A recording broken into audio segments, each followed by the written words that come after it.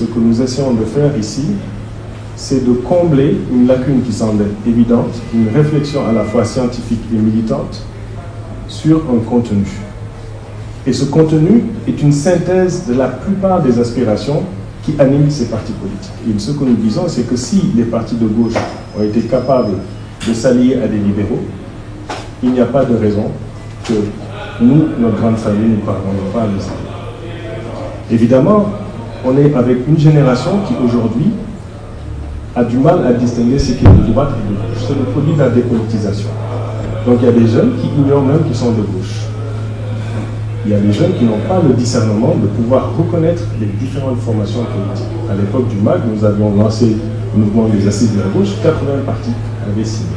Aujourd'hui, on est beaucoup plus nombreux, mais dans une fragmentation. Et donc, il n'est pas question d'imposer aux partis participants ou ne participant pas à cette forme de processus une quelconque influence, mais on se dit, n'oubliez pas les aspects qui ont été développés dans ce travail. Que vous soyez des libéraux, des populistes ou des gens de gauche, ces aspirations semblent effectivement traduire des besoins essentiels de sortie de crise du capitalisme. Ils ont été en général développés au niveau académique et militant, et c'est ce qu'on a voulu ramener, c'est-à-dire un minimum acceptable pour que des forces d'obédience différentes puissent au moins s'en reconnaître. Et c'est ça l'objectif de la démarche.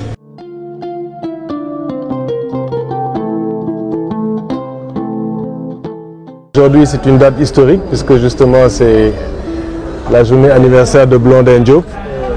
Et je crois que cet endroit est aussi historique que le personnage. C'est peut-être aussi la première fois qu'une initiative comme ça a lieu au pays.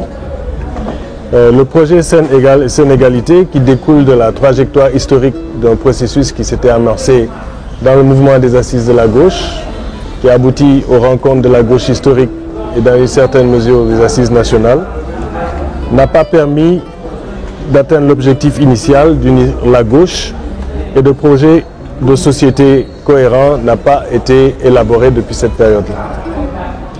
Mais je crois que c'est pour la première fois dans notre histoire qu'une esquisse de projet de société est offerte gracieusement au parti Coalition de gauche, candidat à la présidentielle de 2024, et à toutes les bonnes volontés qui pourraient se l'approprier ou infléchir leur vision ou leur programme.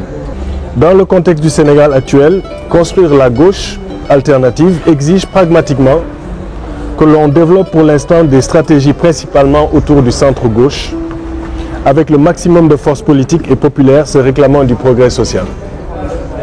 Avec minimalement toutes les forces et tous les mouvements sociaux engagés contre le néolibéralisme, contre l'impérialisme et dans une perspective panafricaine en faveur d'avancées démocratiques et populaires, de notre jeunesse, du progrès dans la libération des femmes et dans le respect des exigences d'une gestion écologique viable de la terre. Notre projet de société innovant repositionnera notre pays dans une Afrique plus souveraine et contribuera plus audacieusement à son unité. Il nous faut pour cela un mode d'organisation de type nouveau. Par son recrutement, sa mobilisation souple, son inclusivité tactique, ses alliances organisationnelles avec les structures sœurs. Cela permettra d'asseoir un dispositif démocratique à même de contrer l'accumulation par dépossession de ceux et celles qui paupérisent et qui empêchent les aspirations légitimes du peuple. Au Sénégal, nous devons assurer au moins 6 des inégalités qui sont actuellement des entraves, et nous devons assurer ces égalités fondamentales retenues et réussir à maîtriser quelques leviers de notre accumulation. Voilà pourquoi le minimum acceptable que représente le document Scène égale Sénégalité peut servir de trame de contenu pour élaborer une plateforme conjointe offrant des propositions concrètes en guise de programme de gouvernement. Cette étape relève bien sûr de la concertation démocratique. Les formes institutionnelles et programmatiques d'une unité d'action du front de gauche susceptibles de traduire en réalité ce projet de société sont laissées à votre discrétion, à la discrétion des participants à cette concertation.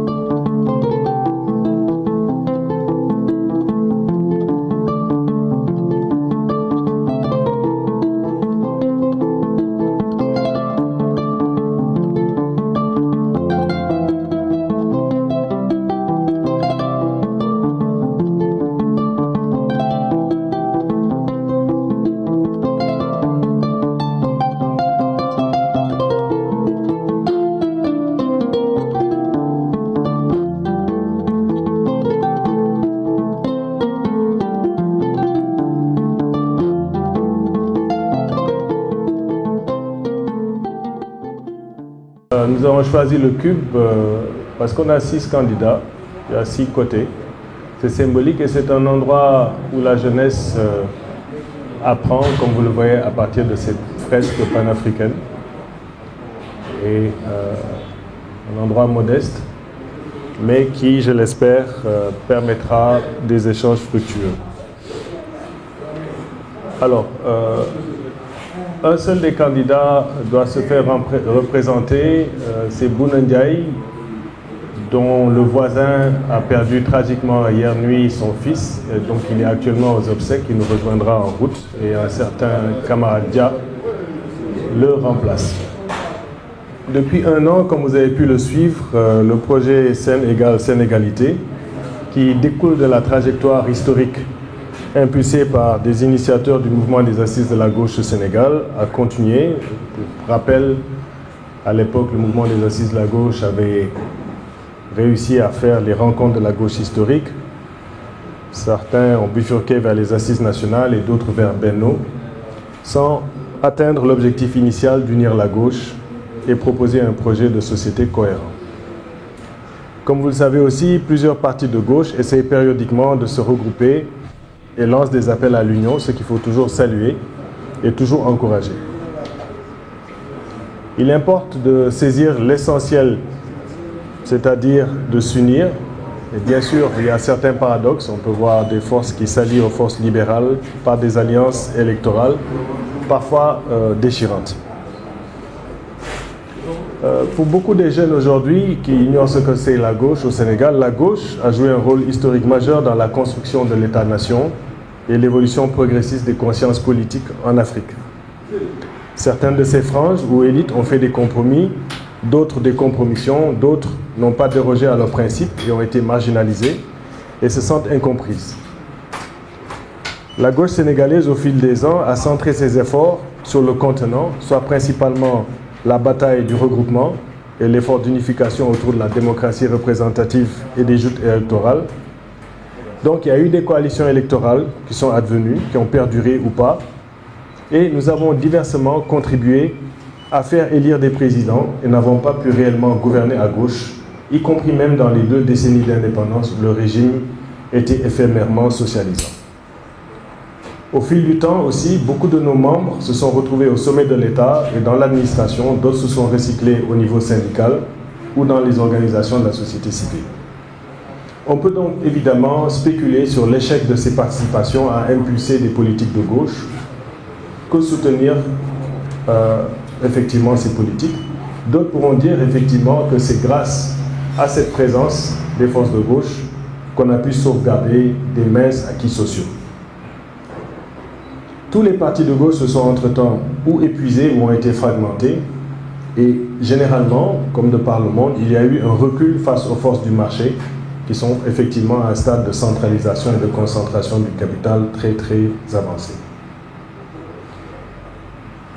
Il y a eu aussi progressivement un renoncement aux enjeux fondamentaux de projets de société.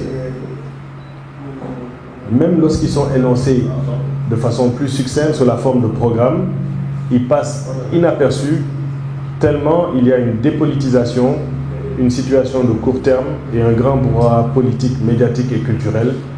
Nous en sommes aujourd'hui arrivés à un processus où on essaie de sortir un peu d'une certaine arène politique inutilement bavarde et superficielle, qui a très peu de prise sur le réel et qui participe à cette démocratie fragile. Même aussi au niveau des médias, trop de médias et de médias sociaux et de faiseurs d'opinion polluent l'espace politique, supputant sur les désaccords politiques, les crises diverses et les nombreux scandales judiciaires et financiers. On y lit souvent des discours moralistes et autres sermons manichéens qui sont substitués à l'analyse de la réalité scientifique de notre formation sociale. Tout cela se traduit par une désinformation et une désaffection de la politique réelle ou par un activisme intempestif. Et donc, il y a effectivement un manque de discernement sur ce qu'est véritablement la gauche aujourd'hui au Sénégal. Il y a aussi l'aggravation de la situation politique des droits humains, l'aggravation des libertés et des politiques liberticides, Mais nous sommes persuadés que c'est le capitalisme qui génère principalement cette dynamique funeste et qu'une option de développement à gauche sera salvatrice. Donc malgré une certaine érosion des valeurs de gauche, il y a quand même des valeurs éthiques qui persistent au sein de notre peuple. C'est vrai que les idéologies de gauche sont plus perceptibles chez certaines personnes âgées qui les ont vécues. Beaucoup de jeunes ignorent conceptuellement les valeurs et les projets de gauche. Parmi ceux engagés, beaucoup s'activent et s'échinent à faire la politique autrement, et principalement par le canal de la communication, ou simplement animés par une colère légitime en bravant l'autorité dans la rue.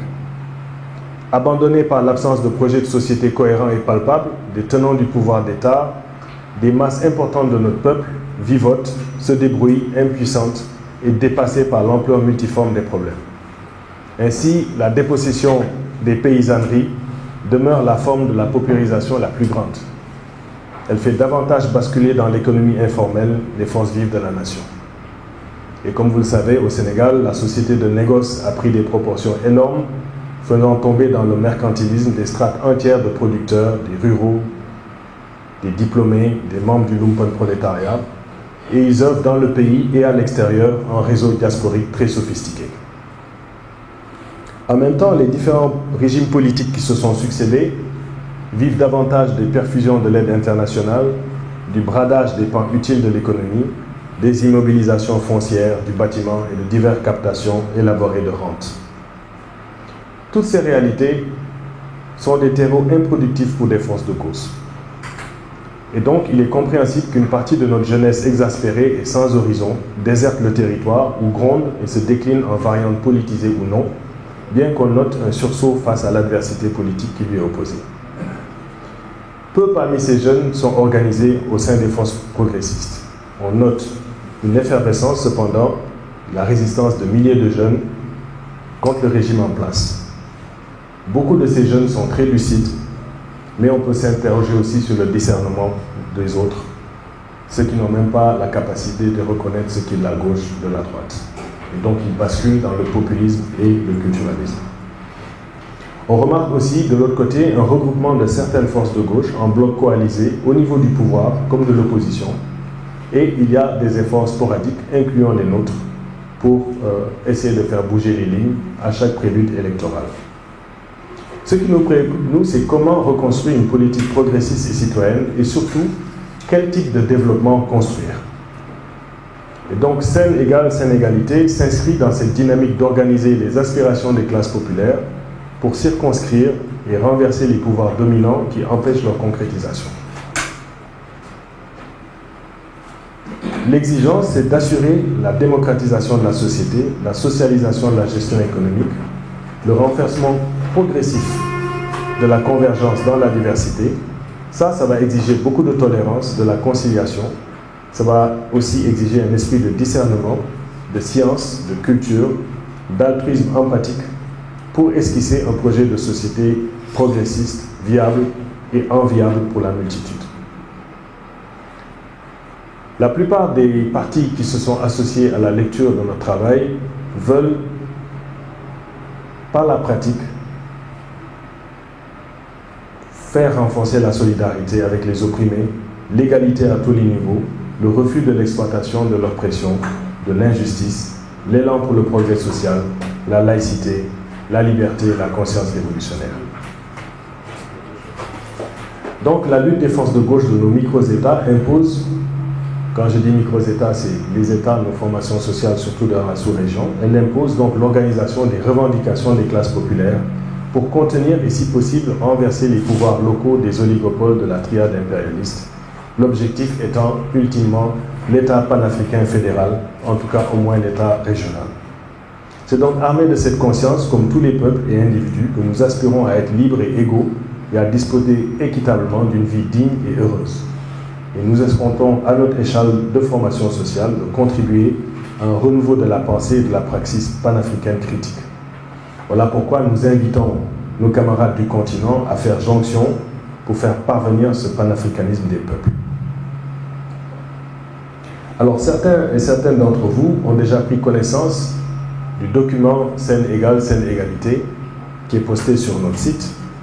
Ce document est issu d'une consultation des progressistes du Sénégal en vue de la convergence des forces démocratiques et populaires. C'est une dynamique de construction, de convergence d'idées dans la diversité. La construction de cette mouvance politique et le rassemblement des acteurs qui la composent conditionnent le succès des revendications sociales et les exigences de rénovation d'une gauche authentique, résolument en faveur du peuple. Nous savons aussi que la volonté collective du peuple de servir le Sénégal est organisable et mobilisante. Donc une vaste coalition de gauche, ouverte à tous et à toutes, à tous les patriotes progressistes et intègres, capables de porter et de concrétiser les espoirs de changement du peuple. La grande différence, c'est que notre convergence œuvre pour l'avènement d'une troisième république et un développement autocentré, progressiste, panafricain, écologiste et féministe. Elle escompte la renaissance de l'espoir révolutionnaire encore fort ou diffus dans plusieurs tranches de notre population. Et cette convergence fait aussi écho aux espérances de nos masses défavorisées de voir résolues leurs aspirations essentielles, fondamentales et l'avènement d'une ère harmonieuse. Voilà pourquoi l'excuse du projet de société saine égalité de la plateforme progressiste panafricaine est offerte aux partis, aux coalitions de gauche et à toutes les bonnes volontés progressistes qui pourraient se l'approprier ou infléchir leur vision, leur programme ou conception. C'est donc une dynamique en construction qui débute présentement et jusque dans un horizon perceptible. Elle a donc commencé et doit s'amorcer structurellement par les changements ici proposés dans ce document. On est effectivement dans l'amorce d'un projet de société. Ça veut dire que le court et le moyen terme sont ajustables et seront graduellement retouchés par les efforts et les apports des forces vives de la nation et principalement des partis politiques qui sont capables de les formater et de les mettre en pratique. Si les conditions politiques actuelles l'autorisent, Sénégalité pourrait singulièrement représenter une option au changement dans ces présidentielles de 2024. Il appartiendra toutefois à la conscience populaire, à nos masses laborieuses et conscientes et aux fractions agissantes du peuple organisé de davantage s'approprier et améliorer ce projet de société. Mais nous escomptons, à cette étape-ci, que la démarche soit consensuelle, en convergence dans la diversité de nos palettes d'obédience. Et ce qui explique la singularité des candidats qui ont osé regarder vers l'avenir et s'inspirer, endosser les éléments de ce programme. Je dois aussi rappeler que le projet Sénégalité endosse les fondements institutionnels des Assises nationales du Sénégal et sa charte de gouvernance démocratique. Il prône cependant une assemblée constituante pour l'avènement d'une troisième république et cette assemblée est le moyen le plus démocratique de transformation de notre société pour affronter les défis du XXIe siècle et surmonter nos dysfonctionnements et les déséquilibres institutionnels et structurels. Cette constitution améliorerait celle de 2001 et serait davantage en phase avec les aspirations populaires en intégrant le droit à l'eau, les droits économiques, sociaux et culturels. Cette assemblée accélérerait aussi l'unification politique panafricaine, mettant fin à l'hyper-présidentialisme et permettra l'avènement d'une démocratie parlementaire résolument africaine avec une séparation patente des pouvoirs législatifs, judiciaires et exécutifs républicains. Bien sûr, il y a des technicalités, on pourra amender la loi organique de 1992 qui énonce les compétences du Conseil constitutionnel et s'assurer de l'indépendance de ses membres, etc. Dans cette lutte, l'une des particularités, en plus de l'égalité qui sert de matrice au projet SN égal, c'est la question de l'eau. L'eau, source de vie, aux multiples propriétés, aux nombreuses capacités et au sens propre comme au sens figuré, le vecteur qui irradie et conditionne notre projet de société. Il y a une faible égalité quant à notre accès à l'eau dans le Sahel, et sans un accès équitable et sûr à l'eau pour toutes et tous, il ne peut y avoir de développement durable. L'eau est un catalyseur politique, socio-économique essentiel à la subsistance, à la bonne vie, à la croissance économique, à la justice, à l'emploi, à l'équilibre du vivant. Et sauvegarder l'eau comme bien commun, la protéger, la maîtriser, l'assainir, assurer l'accès universel et équitable à l'eau potable gratuitement ou à un coût abordable à toute notre population, protéger et restaurer les écosystèmes liés à l'eau, réduire la morbidité, la mortalité et les catastrophes liées à l'eau, assurer une gestion locale et transfrontalière de toutes nos ressources sont parmi les enjeux qui animent le projet. C'est pour ça, chacune des rubriques de ce projet sont liées à des dimensions qui touchent à l'eau. Et voilà pourquoi nos candidats aussi sont très sensibles à cette question et nos forces et individualités éparpillées ou déjà coalisées aspirent à cette maîtrise responsable et respectueuse de l'eau dans un Sénégal et une Afrique unie, anti-impérialiste, anticapitaliste et œuvrant contre toute forme de domination pour un autre développement écologiste maîtrisant son accumulation. Cette accumulation, mes amis, elle est au profit de nos souverainetés nationales et panafricaines. Elle sert prioritairement à satisfaire l'accès à toute la population aux besoins essentiels et à l'égalité des opportunités et des droits conférés pour plus de justice sociale et de possibilités d'atteindre le bonheur.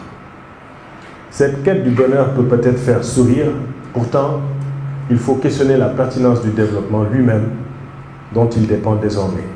Et on peut légitimement aspirer au bonheur, simplement et sans démagogie, en tenant compte de comment nous le percevons culturellement.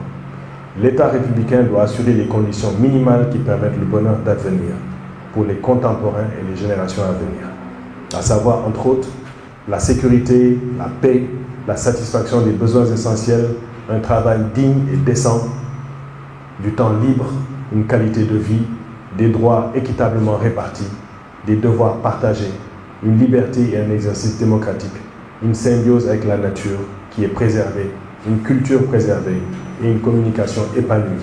Bref, le bien commun et l'intérêt général. Le but, c'est d'être plus, de retrouver nos africanités, plutôt que d'avoir plus. Ça, c'est demeure l'esprit qui doit animer l'atteinte de ces grandes exigences de la société nouvelle. Donc, vous l'avez compris, nous souhaitons changer d'air et mettre en œuvre un nouveau contrat social ancré dans l'égalité et les droits humains et le progrès social. Nous aspirons à une société inclusive et tolérante, respectueuse de la diversité et du pluralisme et préservant la laïcité des institutions publiques. Changer de paradigme se fait par transition, mais implique des luttes sociales pour la justice sociale et pour l'intégrité. Voilà pourquoi nous sommes convaincus que ce qui se passe actuellement dans le Sahel est extrêmement dangereux, car il met en péril cet horizon. Ce qui se passe au Mali, ce qui se passe au Burkina, au Niger, la géopolitique du chaos est à prendre très très sérieusement. Pour arriver à régler ce problème, nous avons considéré que le verrou structurel, c'était la question de l'inégalité.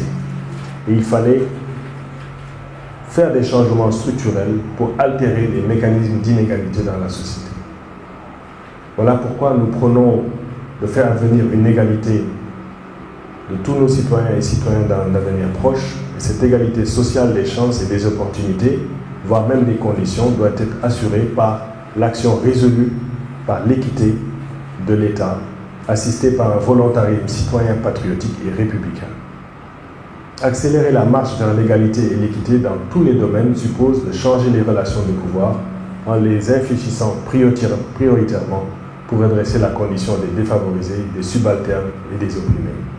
Ceci s'attaque aux dispositifs légaux, institutionnels, culturels, traditionnels, religieux, de genre, qui sont parfois réticents à la transformation de l'économie politique vers l'équité et l'égalité. Donc, j'enjoins vraiment tous nos camarades de prendre connaissance du document Saine Égalité qui, pour résumer très simplement, considère que le premier enjeu, c'est l'égalité de notre pays à disposer d'une pleine souveraineté et au même droit et au développement que tous les autres pays avancés. Ces droits-là ne nous sont toujours pas accordés. C'est le droit à la pleine souveraineté. L'égalité des droits humains, ils existent sur le papier, ils ne sont pas encore atteints par nos populations. L'égalité femmes-hommes, qui est le point de bascule qui va permettre véritablement le surgissement du développement dans notre société si les mécanismes de pouvoir et de décision arrivent aussi dans les mains des femmes. L'égalité des régions, car comme vous le savez, Dakar et l'hypertrophie du Sénégal, il faut rééquilibrer les régions, peut-être même réduire leur dimension en fonction des capacités économiques et socio-économiques et culturelles. L'égalité dans la nature, c'est notre africanité, retrouver nos maîtrises de nos comportements au niveau de l'écosystème afin d'être respectueux de l'environnement et vivre en symbiose avec elle. L'égalité pour notre jeunesse, la majorité de notre population qui n'a pas accès aux mécanismes de décision. Pour cela, nous avons proposé le Panafrique central, c'est-à-dire une stratégie de développement autocentré panafricain, dont vous pouvez regarder les éléments d'analyse. Et nous avons retenu quelques grands axes: la défense de notre nation au niveau de la géostratégie, l'autosuffisance alimentaire et l'agriculture, notre souveraineté énergétique, avec 2 stratégies qui sont proposées dans chacun de ces domaines sur des plans de nationalisation et de prise en charge de développement autocentré, une industrialisation à notre rythme avec des manufactures et des technologies appropriées, la maîtrise de notre télécommunication et au niveau des affaires extérieures, une emphase sur l'internationalisme tricontinental. Ces éléments sont détaillés, ils sont chiffrés et font office de projet de société. Alors il se trouve qu'à la lecture de ce document, et par le sérieux et l'intégrité de ceux qui ont contribué à sa formulation, des candidats au présidentiel ont trouvé judicieux de pouvoir s'en inspirer, d'endosser des parties de leur programme et d'essayer de reproduire au sein de leur propre participation en prévision de cette pré-campagne, de soutenir cette démarche. Voilà pourquoi nous sommes très très honorés d'avoir ces personnalités dont les parcours historiques, qu'ils aient l'expérience ou non, font partie déjà de l'histoire du Sénégal et qu'ils vont continuer à écrire. Et nous nous réjouissons d'être à leur côté et à soutenir leur démarche, car ils ont le courage politique de relever ce défi de cette utopie réalisable. Et donc, nous avons le plaisir d'avoir les camarades Babacar Diop, Mamadou Diop Decroix, Cheikh Tidiane Gadio,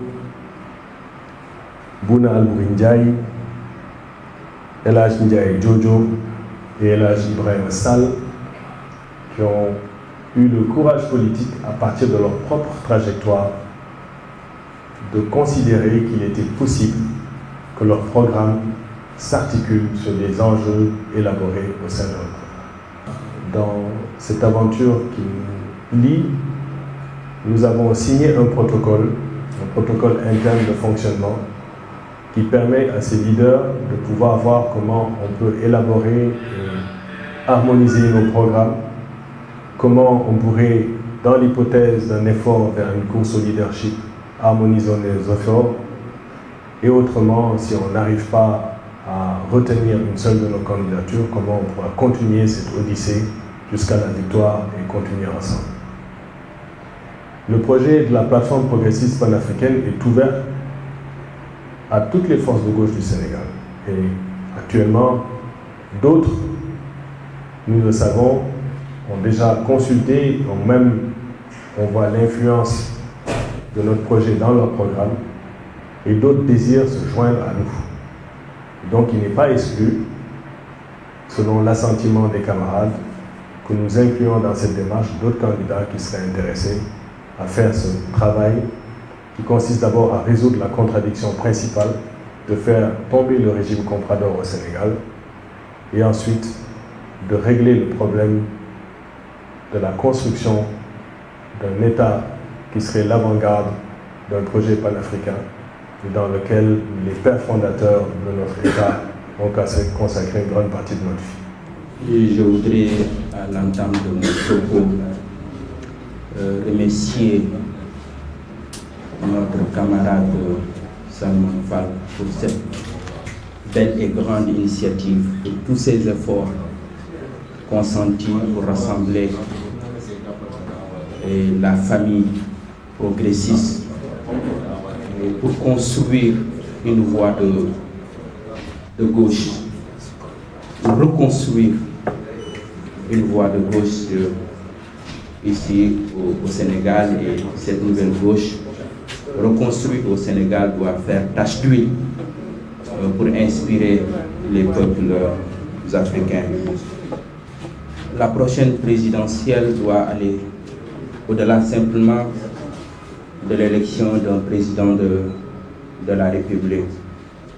Et je pense qu'il est temps de recréer, de réhabiliter le conflit politique dans notre pays. Lorsque je parle du conflit politique, je parle du conflit démocratique. Je ne parle pas du conflit des égos qui se réduit à une stratégie ami-ennemi. L'autre est un adversaire à détruire. Pour nous, l'autre est un adversaire. Le conflit politique dont je parle, c'est la reconstruction de nous contre eux. Le nous du peuple contre eux les puissants, eux les dominateurs, eux qui se sont accaparés des richesses de notre pays. Le nous, c'est le peuple. Notre option est une option préférentielle pour le peuple. Une option préférentielle pour les pauvres. Une option préférentielle pour les opprimés. Une option préférentielle pour les vulnérables. Je parle de ce peuple-là. Nous, pour nous, notre peuple, ce sont les paysans, les pasteurs, les pêcheurs, les ouvriers. Le peuple, ce sont les instituteurs, les médecins, les femmes, les jeunes, tous ces jeunes qui vivent dans les quartiers populaires ou qui se réveillent dans le monde rural sans perspective. Ces jeunes qui meurent en pleine mer, en pleine Atlantique, dans l'indifférence totale, ce que j'appelle mourir de désespoir. Ces jeunes qui meurent de désespoir. Il nous faut un engagement pour la vie. Un engagement pour la vie, c'est la reconstruction d'un projet de vie. Parce que les projets que nous avons, c'est des projets de mort, ce que j'appelle la nécropolitique. Cette politique-là qui produit la mort, qui fait que nous perdons notre jeunesse, qui fait que nous perdons nos terres, qui fait que nous perdons espoir. Donc, c'est ce peuple-là qu'il faut reconstruire, le peuple, autour d'un projet politique de gauche, un projet progressiste, mais un projet de gauche aussi capable de gagner. Au-delà des intellectuels qui se rassemblent dans des colloques, reconstruire une force de gauche, recréer une force de gauche, capable de s'imposer, capable de gagner, Une force de gauche capable de construire une nouvelle majorité politique et sociale au Sénégal. C'est possible, nous devons être en mesure de construire cette nouvelle majorité politique et sociale. C'est ça l'enjeu aujourd'hui. Oui, avec des personnalités de gauche, avec des mouvements de gauche, oui, avec des partis de gauche, mais aussi avec les mouvements sociaux, avec des mouvements qui ont un ancrage réel au sein de la société, avec une base politique. Oui, nous refusons d'être simplement des intellectuels de gauche, capables évidemment de produire des articles, capables d'animer des émissions, capables de produire des livres. Mais nous devons reconstruire une force de gauche. Comme ça s'est passé en Amérique latine, des mouvements sociaux, des intellectuels, des partis politiques ont été en mesure de reconstruire le mouvement de gauche. Mais pas ce qui se passe au Sénégal, qui est un conflit simplement des égos. Un conflit des égos. Oui, il y a un consensus qui est le minimum en démocratie. Le consensus sur les institutions. Ce consensus-là. Mais ce consensus-là est différent du conflit dont je parle. Le consensus-là, parce qu'il n'y a pas de neutralité en politique. Il n'y a pas de leader neutre. Il n'y a pas de parti politique neutre. Il n'y a pas de candidat neutre. Chaque candidat doit être en mesure de décliner son orientation. Il a une option. On gouverne, soit pour les riches ou bien pour les pauvres. Regardez le monde aujourd'hui. Ceux qui sont élus, ils ont été soutenus par qui? Ils ont été élus par qui? Qui sont derrière leur projet. Il n'y a pas de neutralité politique. Tous ces pseudo projet qu'on vous parle en vous disant la mort des idéologies, c'est qu'en vérité, leur option n'est pas claire. Nous avons notre option, c'est une option préférentielle pour les opprimés, pour les classes populaires, pour les jeunes, pour les femmes, pour la justice sociale, pour une lutte farouche contre l'injustice sociale, contre les inégalités sociales. Donc, c'est pourquoi nous nous battons et je salue et vraiment cette réunion qui rassemble des leaders de qualité et qui doit être l'occasion de construire, je parle de force de gauche, capable de s'imposer, de tracer une nouvelle voie capable de gagner une élection, qui doit être un mouvement de combat et un mouvement de gouvernement. On doit être en mesure de mener les combats pour la justice sociale, toutes les luttes, mais aussi un mouvement de gouvernement. On doit être en mesure de gouverner. Pourquoi gouverner? Parce qu'il s'agit de transformer le pays. Il s'agit de transformer nos institutions politiques, économiques et sociales. C'est ça l'enjeu. L'enjeu ne peut pas être un enjeu de pouvoir élire un 5e président. Non, l'enjeu est un enjeu de transformation. Comment transformer le Sénégal? Comment sortir du sous-développement? Comment sortir de la pauvreté? Comment sortir de l'ignorance? Comment sortir de la domination? Comment sortir de la domination? Parce qu'on est encore sous-occupé. Comment sortir de la domination? Et c'est pourquoi j'ai toujours défendu que oui, cette nouvelle gauche doit être d'abord démocratisée, parce qu'il faut encore davantage démocratiser, radicaliser la démocratie. Et rien, pour nous, un projet progressiste doit être construit dans la démocratie. Dans la démocratie. C'est une option pour la démocratie. Elle doit être une option fondamentalement radicale pour la démocratie. Pour la démocratie. La prise du pouvoir par la démocratie, par la voie des urnes. Notre stratégie doit être une stratégie de pénétration des institutions, mais de transformation de ces institutions-là. C'est ça le lieu du débat. Donc, reconstruire un nouvel État qui doit être fondamentalement, nécessairement différent de l'État néocolonial dans lequel nous sommes. Qui doit être ce nouvel État doit être un État démocratique, doit être un État social. L'État de droit, avec des... Donc, mais aussi démarchandiser la justice sociale. Si on me demandait quelle devrait être la priorité du prochain gouvernement, je vous répondrai l'éducation, encore une fois de plus l'éducation. Donc la justice sociale, mais aussi écologiser parce qu'aujourd'hui, un nouveau projet de gauche doit certainement tenir compte de ce mouvement écologiste, tenir compte de la protection de notre environnement. Parce qu'aujourd'hui, je le disais tout à l'heure, nous sommes envahis, nous sommes sous-occupés, notre énergie, notre pétrole, notre gaz, notre forêt, nos terres, nous perdons notre souveraineté sur toutes ces richesses-là. Il s'agit aujourd'hui de protéger la mer, cette mer qui nourrit plus de 600 000 familles aujourd'hui, cette mer que nous sommes en train de perdre. Et toutes ces familles qui comptent donc sur la mer. Ce qui fait que le projet doit être un projet de souveraineté. Reconstruire notre souveraineté. Lutter pour une seconde émancipation des peuples africains. Je parle des peuples africains parce que ce que nous voulons construire, si on arrive à réussir cette bataille d'idées, cette bataille de reconstruire une nouvelle majorité politique et sociale, elle devra faire tache d'huile en Afrique. Voilà ce que je voudrais dire. Réaffirmer mon engagement personnel, l'engagement des FDS, des Guelwaars, à construire ou reconstruire une nouvelle force progressiste au Sénégal et en Afrique. Je vous remercie. waaw kon jërëjëf maa ngi sant yàlla bu baax di ci yonent bi alayhi salaatu wasalaam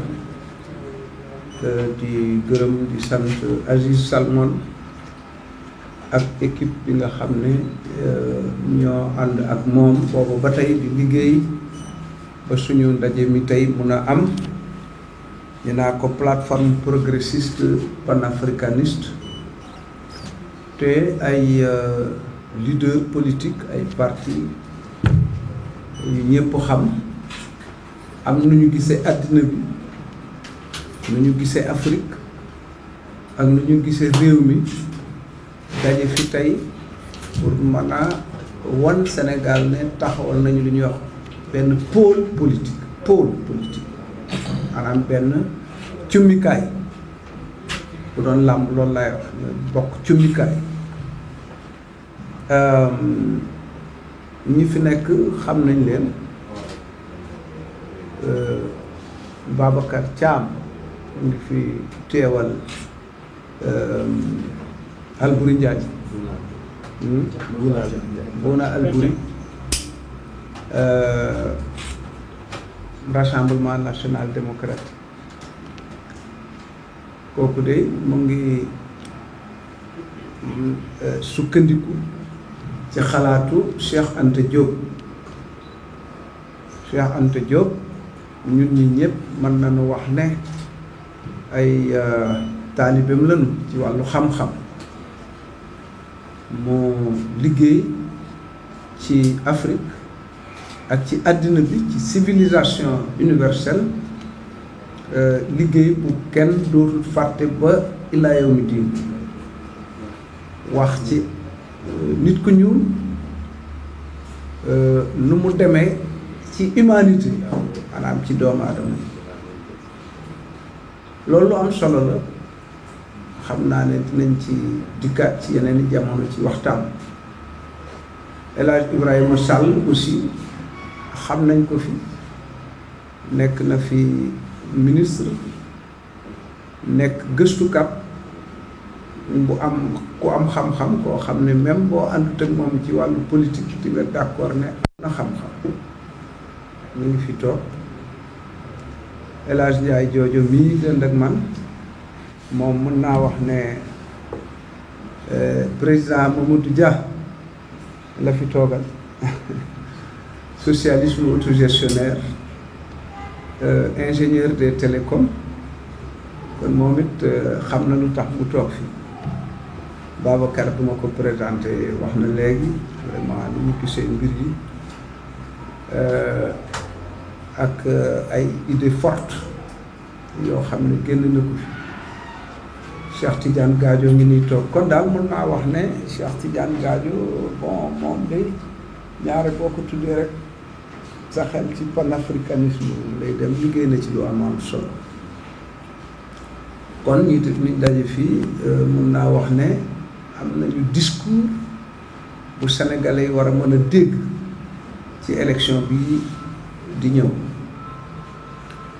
man nag li ma ciy wax xëy na mën na bañ a bare li ëpp solo mooy ñi ñuy déglu li ñu war a mën a jàpp parce que réew mi dafa jaxasoo coow li bari trop wolof Njaay di wax ne coow leen dëgg réer maanaam bu jaxasoo bi bare coow li bare pour nga mën a ràññee dëgg day jafe ndax ñi bëgg dëgg suul dëgg nëbbatu ñooy ëpp coow ñi ci des bërigo bu fees dell ak diwlin ak bërigo bu dara néew nga teg leen ci mbartal ci goudron boo gisul bërigo yi da ngay jàpp ne bërigo bi ëpp coow moom rekk a fa ne di bërigo beneen bërigo amul loolu nag dal nañu fii ci Sénégal moo tax cummikaay li ñuy tuddee gauche naa ci dikkaat war yëkkati kàddu ba ñépp dégg ko ci Sénégal ci tubaab yi dañuy wax gauche la gauche il faut ñuy leeral loolu parce que loolu bokk na ci liy jaxase dëkk bi sànq Babacar Diop dafa ne ñun li ñu yëkkati moom la wax waaye waxaale na ñëpp àddina bi ñaari cummikaay fi na nag ay la yéwén ñi nga xam ne ñooy meññ alali addina bi te duñ ci jariñ ak ñi nga xam ne meññ ñu alal ji waaye ñoo ko yor noonu dong la demee nag demewut ne ñun dañu jàpp ne loolu war naa mën a dakk maanaam ñiy ñaq alal ji seenu ñaq woowee di war a rogaat di leen sang mais pas di rogaat di sang ñeneen dinaa loolu mooy waxtaan terme gauche baat boobu wolof naa ko càmmoñ boo ñëwee ci réew mu mel ni Sénégal 95% yi di ay jullit am na ñoo xam dinañu rax ci biir askan bi di am ay tuuma yu ñuy teg ci ñooñu ma di xam ne loolu baat boobu ma nga jógee rekk ca France ku ne xam na ne politique bi aussi ca France la ñu jógee en tout cas bi ñuy doxal ca France lañ ko importé walla ñu donne ko ca ba suñu jonn yàlla yi tey foofa ndaje penc ma fa amoon ma mën a xëy na ne assemblée président bi nga xam ne moo jiite assemblée bi ña féete woon ca ndijooram ca càmmoñam ñoo doon ña faroon ak ñi sonn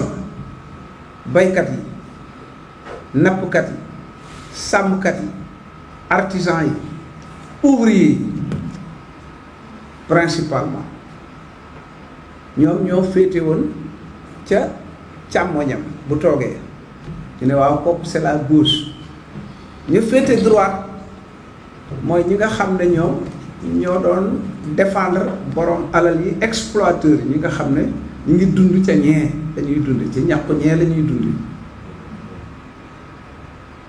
dafa jar a leeral ndax boo demee ci alquran dafa am al yamin maanaam droite ak gauche am na ko alquran gisee alors damay bañ nag gaa yi jaawale loolu waaw alquran droite mooy di baax kon ñun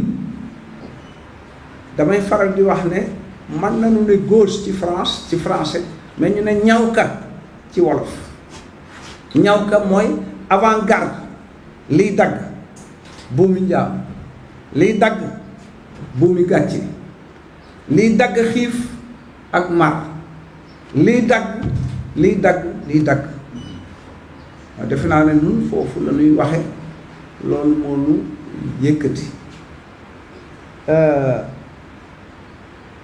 fi may jeexale mooy juróom benn fukki at ak ñett bi fi tubaab bi jógee ba tey bu doon lu ñuy yenu ma ne wet gu ne xëy nañ jéem nañ ko faa yëkkati te jógut kon nag war nañoo seet ñi nga xam ne boobu ba tey ñu ngi wax ne fi ngeen koy yëkkatee du fi yoon wi ngeen jaar du fi ndax boo jaaree ci yoon juróom benn fukki at ak ñett te yeggoo fa nga jëm danga war a taxaw wàcc yoon woowee jaar weneen yoon man damaa wax naka jekk bu ci mujj mooy bi Ablaye Bathily di dédicacé livre boobu bind te ma ne leen depuis 60 ans on a tout essayé sauf les solutions préconisées par la gauche du ñu dem bu ñu ci doon taxaat téeméeri at itam du sotti kon jamonoy déglu ñi doon wax boobee ba tey ne du foofu war nañ ne nag ñii nañu leen seet ñoom it ñu wax ñu fu mu sénégalais nag ñooy tànn ay la yoon yaakaar naa ne bu ñu tànnee nun li ñuy wax maanaam ñu wàcc yoon wi ñu jaar te yóbbuwulu fenn jaar ci yoon wi ñu yaakaar ne mooy wi baax dina mooy tane mooy gën sax dàkk ci loo xam ne yow juralu la dara xanaa coonoy réew mi moom du ma ci dugg mbay meeg njàng meeg wér-gu-yaram geeg xëy mi tax ndaw ñi di dee ci géej loolu sénégalais yépp xam nañ ko te ñooñu ko gën a xam ndax ay léwén ñi toog fii ku ci ne xëy na xaw ngaa tane aslëf kon ñiy dund loolu guddi ak bëccëg suba ak ngoon ñoo nu ko gën a xam li ñu soxla mooy lan la ñuy indi ci ay saafara ba jàngoro yooyu mën a wér ndax li fi xew moom xam nañ ko guddi ak bëccëg gaa yaa ngi ci di ko wax fukki at ak ñaar yu des ñetti weer ñu ngi koy wax nag léegi li sénégalais yi bëgg a dégg mooy waaw kay coono yooyu yéen naka ngeen koy lijjantee 2012 dañ ne Abdoulaye na dem laaju ñu Macky Sall nooy lijjantee ndaw ñi dee ci géej gi dañ ne déedéet Abdoulaye na dem Macky Sall ñëw gis nañ ne gone yi ba tey ñu ngi dee ci géej gi Abdoulaye ba muy toog dañ ne Abdou Diouf na dem laaju ñu Abdoulaye nooy lijjantee jafe-jafe yi léegi si nag Macky Sall du candidat waaw fokk ñu tànn nag bee yoon dañ doon folli bi yoon nag dañoo war a fal fokk ñu tànn yaakaar naa ne bu ñuy tànn dinañu seet lu ñuy tànnee tànn nag moom da ngay seet démb ak bërki démb seet daaw ak daaw jéeg seet ren méngale ko soog a mën a tànn defe naa bu ñuy tànn suñu cumikaay bii sénégalais yi dinañ ko war a mën a tànn maa ngi leen di gërëm di leen sant. Nous félicitons le camarade Aziz Salmon, et Decroix a utilisé un bon concept. Aziz et son équipe, Aziz et ses camarades, ils ont travaillé pendant plus de 2 ans pour donner, pour rencontrer un peu le destin du Sénégal dans ce tournant historique.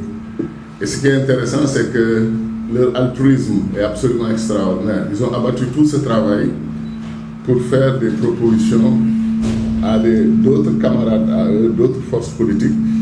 Personne d'entre nous n'est plus compétent ou n'est plus dédié à une certaine mission qu'eux-mêmes.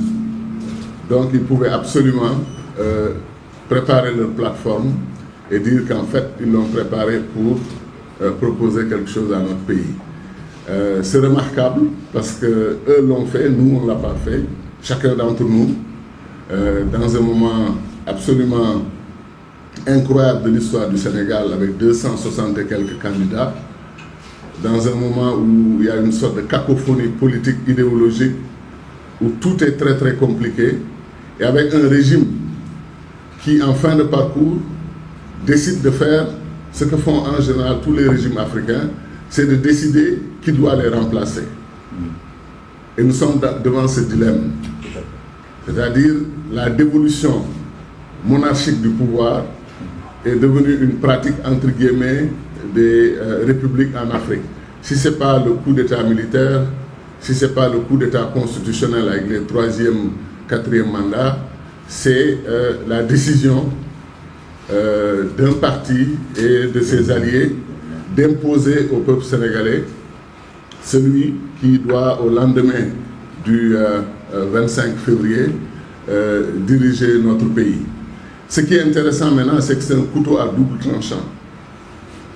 Je l'ai dit récemment, tous les candidats qui feront campagne pour la continuité ont choisi un suicide politique. Le Sénégal exige le changement. Sous quelle forme, jusqu'à quel niveau, etc. Quelle que soit la fois, il faut que ce soit un changement. Donc de ce point de vue, nous n'avons pas d'inquiétude. La seule inquiétude, c'est effectivement l'éparpillement, la dispersion de nos forces et la tentative de sénégalité de nos camarades de sénégalité, c'est de nous dire, il n'est pas trop tard. Donnez-vous la main. Moi, j'ai autour de cette table que des frères, des amis, des gens de qualité. Ibrahima Sall, on se connaît depuis 1970 ou 71 quand il est arrivé au Britannique militaire. Ça fait quand même beaucoup d'années. Et il sait que je respecte son parcours, son intellect, et je lui voue une grande affection, une grande amitié. Mamadou Diop Decroix, c'est ceux qui m'ont formé politiquement dans la trajectoire de Ande Dieuf, et j'étais un turbulent Ande Dieuf. Je leur ai créé beaucoup de problèmes parce que j'étais très très contestataire. Je me suis même permis d'écrire un texte sur la crise du marxisme et attaquer nos anciens qui nous ont formés dans Andedieuf, le très respecté et estimé Landing Savané, le grand frère Mamadou Diop Decroix, Amadou Top et bien d'autres. J'ai aussi prétendu en 1982 que nous vivons une époque historique où la gauche aura des problèmes pour se refonder ou se réinventer parce qu'il y a une crise du post-léninisme, c'est-à-dire des formes d'organisation que nous avions défendues étaient arrivées, étaient périmées historiquement. J'ai osé dire cela à des marxistes-léninistes maoïstes purs et durs, que les formes que nous défendions de la politique révolutionnaire de gauche, ces formes étaient périmées et ne donneraient plus rien historiquement. Il faut avoir le courage de faire comme les pères fondateurs, les Marx, les Engels et autres, et les Lénine, les Mao. Il faut avoir le courage d'être contemporain de son époque et de réinventer la politique de gauche. Malheureusement, ça n'a pas été fait. Personnellement, j'ai versé tout de suite dans la société civile, la presse, les droits de l'homme. J'ai laissé tomber complètement l'engagement politique sous forme de parti politique parce que je pensais que les partis politiques ne remplissaient plus leur fonction. Le destin a fait ce qu'il a fait. On est revenu, on s'est battu pour l'alternance, on s'est allié avec des libéraux. Et aujourd'hui, ce qui, moi, m'intrigue le plus, des camarades que je respecte immensément, qui ont eu un parcours historique dans la gauche, PAI, PIT, Andedieuf, LD, etc. Ces camarades nous disent que la gauche n'est pas prête pour diriger le Sénégal parce que nous ne sommes pas assez organisés. En un mot, nous ne sommes pas prêts. Et je leur ai posé la question, à ce jour, ils n'ont pas répondu. Est-ce que c'est vos amis libéraux? Est-ce que c'est l'APR qui est prête à diriger le Sénégal? À l'époque, quand l'APR était visiblement dans une sorte de guerre interne fratricide, complètement désarticulée, on a entendu des amis, des camarades de la gauche nous dire que c'est nous qui ne sommes pas prêts. Et ce discours est un discours inacceptable. Encore une fois, comme disait un grand intellectuel de gauche, Amidou Dia, qui parlait des responsabilités désertées, c'est ce qui est arrivé à la gauche sénégalaise. En tournant historique, Amidou disait qu'il n'y a pas de destin forclos. Il n'y a que des volontés molles ou des responsabilités désertées. Alors, nos amis de Scène Égalité refusent les volontés molles, donc ils sont engagés. Nous aussi, on s'est engagés et on refuse de déserter nos responsabilités. 2024, j'ai dit aux amis de la gauche, dans toutes les rencontres qu'on a eues, 2024, c'est un tournant plus qu'historique pour le Sénégal, entouré par la crise sécuritaire partout. Le terrorisme, non seulement qui tape à nos portes, mais qui est à l'intérieur de notre pays. Et ils le savent, tout le monde le sait. Et l'histoire du pétrogaz et cette culture et tout ce que ça va amener comme problème dans notre pays. Les divisions internes aux Sénégalais, dans la classe politique, dans notre société, tout ce qui se passe mérite réparation. Et pour moi, la gauche est particulièrement outillée par son expérience. Et les progressistes sénégalais, parce que justement, chaque fois que je dis le mot gauche, comme disait Decroix, je fais un peu attention, parce qu'aujourd'hui, nous avons des progressistes sénégalais qui ne se reconnaissent plus dans certaines formes de catégorisation, mais qui sont d'éminents patriotes, d'éminents fils et filles du Sénégal, et qui sont prêts à engager un certain combat pour notre pays. Le féminisme dans la politique, l'écologie dans la politique, la question de la jeunesse africaine, que je pense avoir été trahie par les élites africaines. Cette jeunesse-là, c'est notre ressource numéro 1. Elle vaut plus que l'or, le diamant, le pétrole, le gaz, le coltan, le cobalt, tout ce qu'on veut. Cette jeunesse vaut mieux et vaut plus que toutes ces ressources. Parce que cette jeunesse peut déplacer les montagnes. Un ami me disait que 1 milliard de jeunes en Afrique, c'est 2 milliards de bras. 30 à 40% des ressources naturelles du monde. Pourquoi l'Afrique n'arrive pas à avancer? Pourquoi on n'arrive pas à progresser? Pourquoi nos dirigeants se contentent de si peu? Et pourquoi nos dirigeants disent aux jeunes, faites attention, vous demandez trop, nous sommes des pays pauvres. Ce n'est pas vrai, nous ne sommes pas des pays pauvres. C'est eux qui ont une logique, un langage de défaite par rapport à la pauvreté et au développement. Donc sous ce rapport, nous ne les suivons pas. Et ces jeunes, justement, c'est parce qu'ils sentent que ceux qui leur disent que nous sommes pauvres, eux sont des milliardaires. Dans des pays soi-disant pauvres, ces jeunes ne les suivent pas et sont en rupture fondamentale avec notre société. Ils ne se reconnaissent plus. Plus le travail de la communication digitale, la rupture est profonde. Ces jeunes ne croient plus en un destin dans nos pays. Donc il faut que la gauche les forces progressistes en général, d'abord qu'on cultive la confiance et l'amitié, qu'on mutualise nos intelligences. Nous avons beaucoup de choses à faire pour notre pays, pour notre continent. L'Afrique doit s'unir. Kwame Nkrumah, Cheikh Anta Diop, Marcus Garvey, les Majmoud Diop, les Mamadou Diar, toutes les élites, les Abdoulaye Ly, tous Makhtar Mbow, on peut en citer les Jean-Martin Cissé, toutes ces grandes personnes qui ont bâti la belle histoire de l'Afrique, qui n'ont pas réussi leur mission comme elles le souhaitaient, nous pouvons être leurs héritiers. Nous pouvons être leurs héritiers. Rien n'est encore joué. Ces élections-là sont ouvertes. Les élections qui arrivent là, complètement ouvertes. N'ayons pas peur de soi-disant un candidat du pouvoir. Nous savons quel problème il traîne en tant que candidat. Sa propre majorité, le combat, est prêt à organiser sa défaite. Il reste que nous, si on fait ce qu'on doit faire, si on se fait confiance, si on s'estime mutuellement, et si on regarde le futur ensemble, il est absolument possible de faire triompher et notre vision et l'accompagnement de la plateforme Sen Égalité. Merci infiniment, chers amis.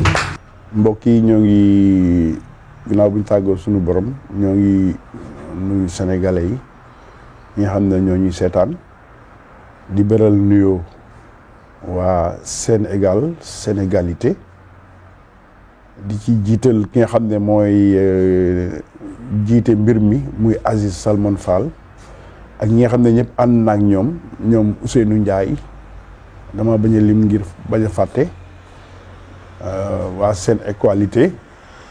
Sénégalité di ñoo xam ne ñi le boobu ba tey ñu ngi ci di gontu di ci xëy di ci fanaan di liggéey ngir ñu mën a samp kuréel gi nga xam ne mooy kuréelu way bëgg jëm ca kanam ñi nga xam ne dañoo tënku ngir boole Afrique muy plateforme progressiste panafricaine ñoo ngi leen di nuyu di leen gërëm bu baax a baax ci seen liggéey ci dajale bi ci jokkalante bi ak ci déggante bi muy loo xam ne liggéey bu am solo la ñuy def jëmale ko ci dajale ñi nga xam ne ñoo war a ànd tey gannaaw loolu ici ñoo ngi nuyu tey gërëm sunu mbokk naatangoo lawaax yi maanaam yeneen candidat yi nga xam ne yëpp soobu nañ ci mbir mi muy sunuy mag ñenn ñi di kenn di suñu rakk defe naa ñi ci des ñëpp suñuy mag lañu muy Mamadou Diop Decroix bu ànd jëf PADS di Cheikh Tidiane Gadio di MPCL lii jot na ak El Hadj Jojo Ndiaye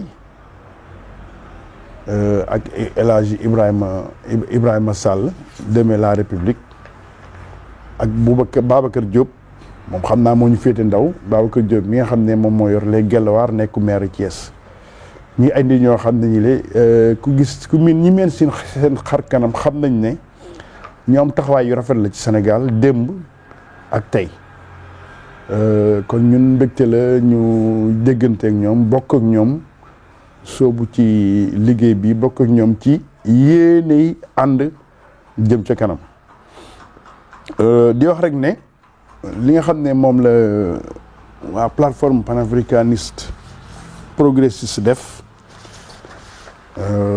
nga xam ne day jéem a suuxat ak dekkalaat ñi nga xam ne démb ak tey yëpp ñoo taxawoon bëgg Sénégal bëgg Afrique jaar yenn yoon yi muy yoonu jëm ca kanam muy ñi nga xam ne tey ñoo xeex daanaka ba indi démocratie Sénégal tey jii ña ci gën a ràññeeku ñu leen di jéem a delloo siwaat ci benn liggéey benn taxawaay benn jublu jàpp naa ne loolu lu am solo la muy donc les panafricanistes ñi nga xam ne démb ñoo xeex les panafricanistes les démocrates les républicains ñi nga xam ne ñoo indi démocratie Sénégal rawatina nag ñi nga xam ne nag ñooy les panafricanistes ñi nga xam ne dañoo bëgg si jàpp nañ ne defarug Sénégal dafa war a tàbbi ci defarug Afrique muy donc les panafricanistes te loolu soleil liggéey boobu dafay dellu si ci taxawaay bi nga xam ne moom la RND yàgg taxaw rawatina bi nga xamee ne am na benn kuréelu njiit gu bees nga xam ne kuréel googu dafa woote ngir rek taxawal ab ànd boo xam ne bi le ca ñu ngi ko woote woon ci juróom-ñaar fanu weeru février muy maanaam bés bi nga xam ne ci lañ doon màggal faatu Cheikh Anta Diop ñu defoon benn nga xam ne RND da ciy xaatim benn bàkk at bu jot muy une déclaration du 7 février bii passé dañoo gënoon a maanaam gën a dëgëral ab woote boo xam ne bile ñoo ngi ko woote woon ca 29 décembre 2022 muy 99e anniversaire Cheikh Anta Diop ren 2023 di centenaire bi ñun ca lañ tàmbalee woote ne dañuy woo ci xalaatu Cheikh Anta Diop képp ñëpp ñi nga xam ne namm nañu tey tabax Afrique ci yoon yi nga xam ne Cheikh Anta Diop moom la xalaat maanaam un appel aux différents courants et mouvements panafricanistes aux disciples de Cheikh Anta Diop pour que projet politique bi nga xam ne moom la Cheikh Anta Diop samp naj ko tëral ko ñun ñëpp ñu ànd yëkkati ko mu doon benn woote boobu le 29 décembre 2022 lañ ko njëkk a def ko it le 7 février 2023 ci xaatim bi nga xam ne moom la ñuy xaatim bàkku 7 février maanaam la déclaration traditionnelle du 7 février la ñu woo les militants anciens militants RND panafricanistes militants d'autres partis pour que ñu dajale def ab doole am solo ngir yëkkati doxal xalaatu Cheikh Anta Diop ndax ñun jàpp nañ ne loolu mooy yoon bi nga xam ne mooy yoon bi war a tabax Afrique kon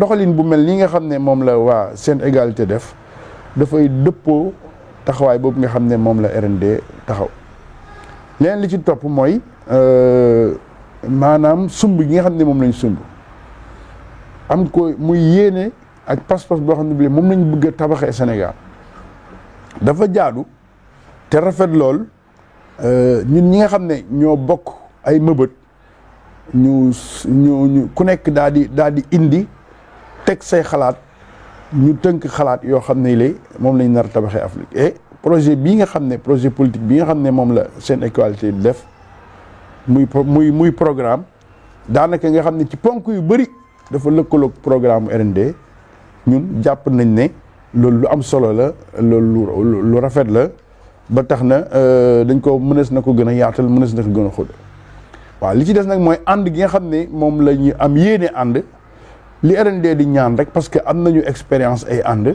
te ay la yoon dafa jaadu ñu wax ne ànd yu ñu mës a ànd ak yi nit ñu bëri liñ ci naqari moo ëpp liñ ci neex ba tax na ñaari mbir lañ bëgg ànd bi lalu mooy liñ naan sincérité maanaam ak dëggu ndax dafa am solo parce que loolu rek moo mën a sax parce que leen nekku fi leen xaju fi lu dul waxante dëgg wax li mën a nekk beneen bi it mooy ci suñ demee ba taxawal ànd gi daanaka taxaw na léegi war a dogal RND dafa jàpp ne waruñoo dogal ci maanaam dogal voté li ñu war a dogalee mooy dogalu waxtaan ba d'accord ci lenn loolu daal mooy li nga xam ne RND da jàpp parce que ab coalition ab ànd deesul aju ci waaw ak déet ab ànd dafa war a aju ci nañ xool jublu suñu eggee jublu bi ñu ne tënku nañ ci su fekkee ne am na jafe-jafe ñu fexe ba dindi la nga xam ne mooy tënk gi ngir mën a jëm ca kanam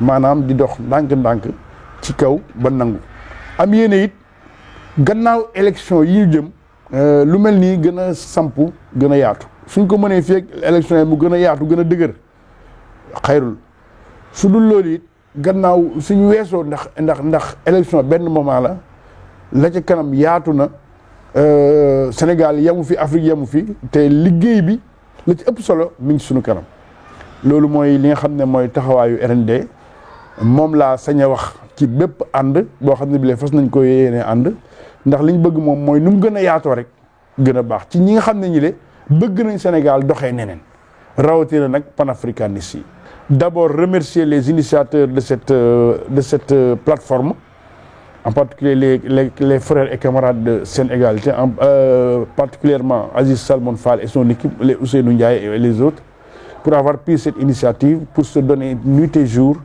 n'est-ce pas à chaque instant pour lier coordonner mettre en relation les partants à cette initiative que sont les candidats, les 6 candidats, en particulier Mamadou Diop Decroix, Cheikh Tidiane Gadio, El Hadj Jojo Ndiaye, El Hadj Ibrahima Sall et Babacar Diop, que nous saluons de passage, qui sont des figures emblématiques de la vie politique sénégalaise, qui ont déposé positivement jusqu'ici dans l'histoire positive, dans l'histoire politique du Sénégal, par leur action, par leur réflexion de tous les instants. Il est important aujourd'hui de réunifier les panafricanistes. Le RND pense que, puisque le temps de Cheikh Anta Diop a sonné, aujourd'hui, il faut envisager résolument la construction du Sénégal dans une perspective africaine. C'est la raison pour laquelle, depuis que le RND a opéré un changement au niveau de sa direction, en particulier depuis le 29, la séance du 29 décembre 2022, 90e anniversaire de la naissance de Cheikh Anta Diop, un appel a été lancé en direction de tous les panafricanistes pour prendre en charge et renforcer l'héritage politique de Cheikh Anta Diop. Cet appel a été réitéré dans la déclaration traditionnelle du 7 février que le RND signe chaque 7 février, laquelle déclaration où nous avons appelé solennellement les anciens militants du RND, les panafricanistes, sympathisants, les disciples de Cheikh Anta Diop de tous bords, à venir renforcer l'héritage politique qui est celui de Cheikh Anta Diop, c'est-à-dire le projet politique qu'il a laissé en place et qui est aujourd'hui incarné par son parti, le Rassemblement national démocratique que nous avons l'honneur de diriger. Donc c'est dans la perspective de cet appel que nous avons pensé devoir accepter, disons, de travailler dans cette plateforme en vue d'envisager des accords pour chercher à aller ensemble aux élections et même au-delà. Et donc il est important de renforcer cette alliance. Il est important aussi de travailler à son élargissement. Le projet de société de Sénégal est un projet de société pertinent qui regroupe dans certains aspects beaucoup de points du programme du RND. Donc c'est à renforcer, à développer, à élargir parce que aujourd'hui il nous faut apporter des réponses par rapport aux nouvelles demandes et aux nouveaux besoins, n'est-ce pas, qui s'expriment à travers les différents segments de la société sénégalaise. C'est la raison pour laquelle nous saluons cette initiative et nous nous réjouissons de l'élaboration de cette plateforme et du projet de société, n'est-ce pas, qui le sous-tend. L'autre aspect, et c'est là où je vais conclure, c'est 2 principes. Le premier principe, c'est que il faut que cette alliance se fonde sur la sincérité. Parce que sans sincérité, cette alliance ne pourra pas aller de loin. Le RND a une expérience des coalitions et il se trouve que malheureusement, dans toutes les coalitions à laquelle nous avons participé, nous n'avons jamais eu de satisfaction. Et je devrais même dire que c'est des déceptions que nous avons toujours eues. Alors, et aujourd'hui, donc, pour bâtir long, pour bâtir profond et pour bâtir haut, il faut fonder toute action d'unification sur la sincérité. L'autre aspect qui est important, c'est par rapport à la réserve que le RND a sur le mécanisme de prise de décision. Il est essentiel pour nous d'exclure le vote comme mode de prise de décision dans une coalition. Parce que nous disons que dans une coalition, on ne vote pas. À plus forte raison que dans la démarche de construction de la coalition.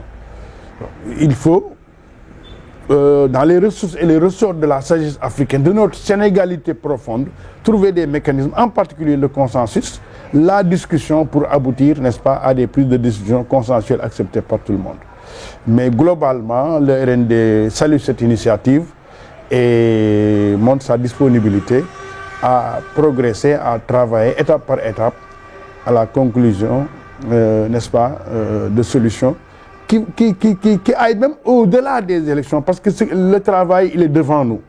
Et ce que nous devons faire, c'est envisager même l'après-élection. Si on peut en arriver à avoir des conclusions, des accords pour les élections, tant mieux. À défaut, travailler même, se projeter dans un avenir, dans le sens d'un élargissement de ce que nous sommes en train de faire. merci Bouna Albouri Ndiaye, secrétaire général et candidat du Rassemblement national démocratique Koubéreydan. Je voudrais donc remercier Sénégal Sénégalité pour le travail très bien fait qui a abouti à ce rendez-vous d'aujourd'hui.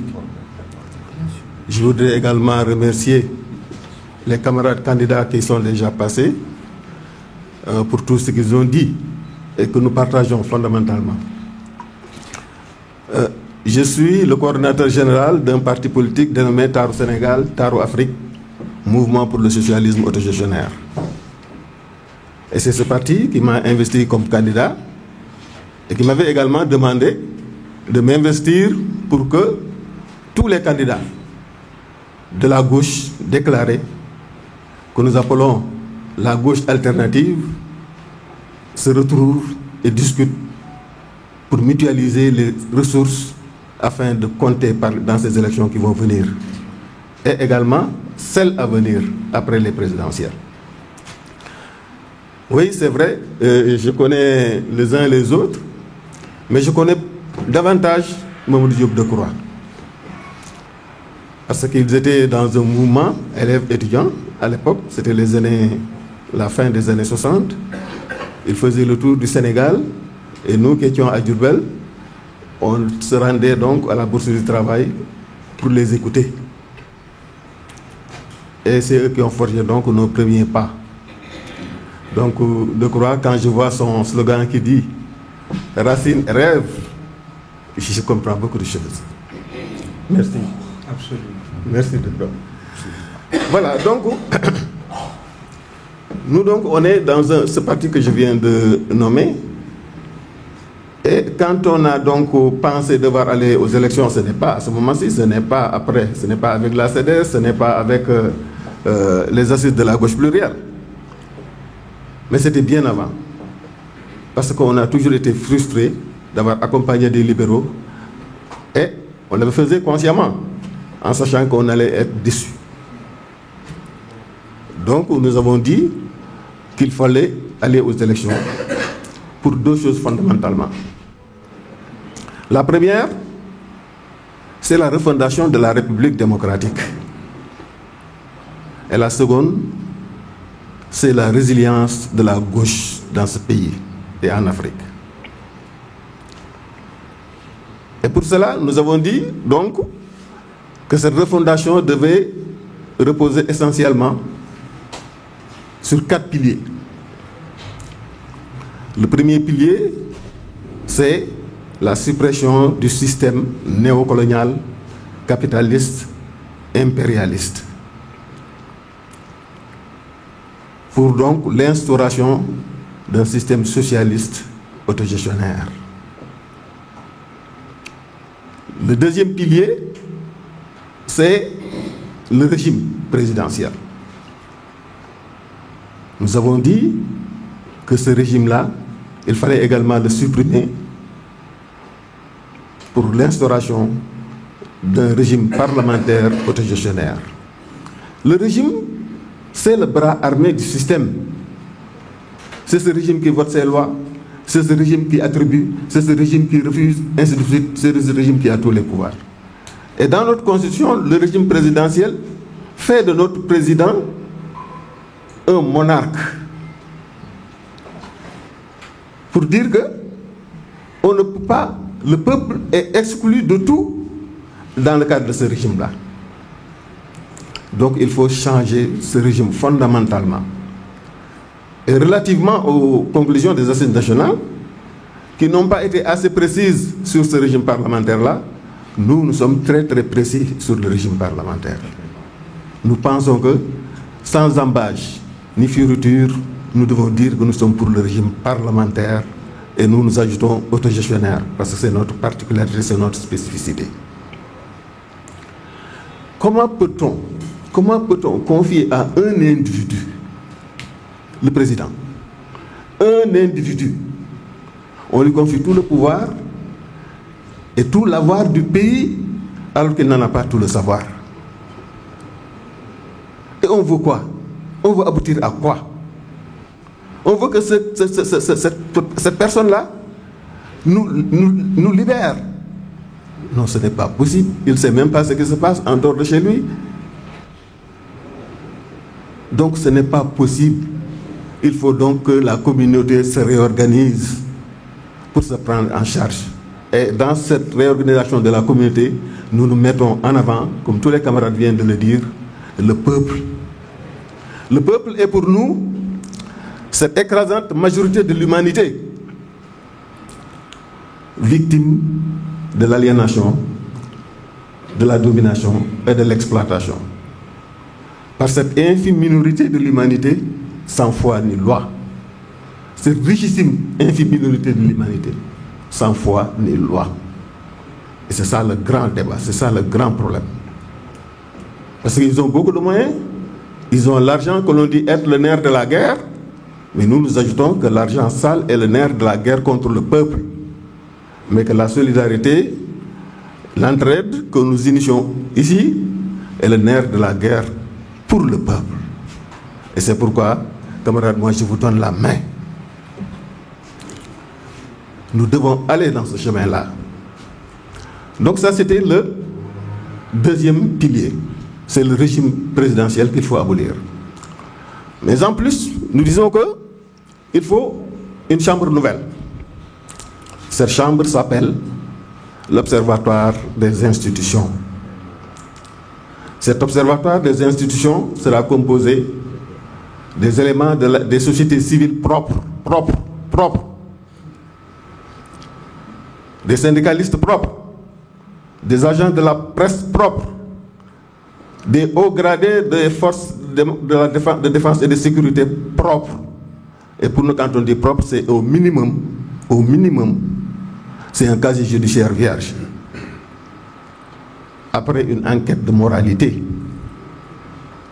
Et ça, c'est cet observatoire des institutions-là. Mais les hommes propres de toutes ces coalitions, de toutes ces organisations-là, doivent être élus par leur père, parce que c'est eux qui les connaissent mieux que tout le monde. Donc c'était ça le troisième pilier, l'observatoire des institutions.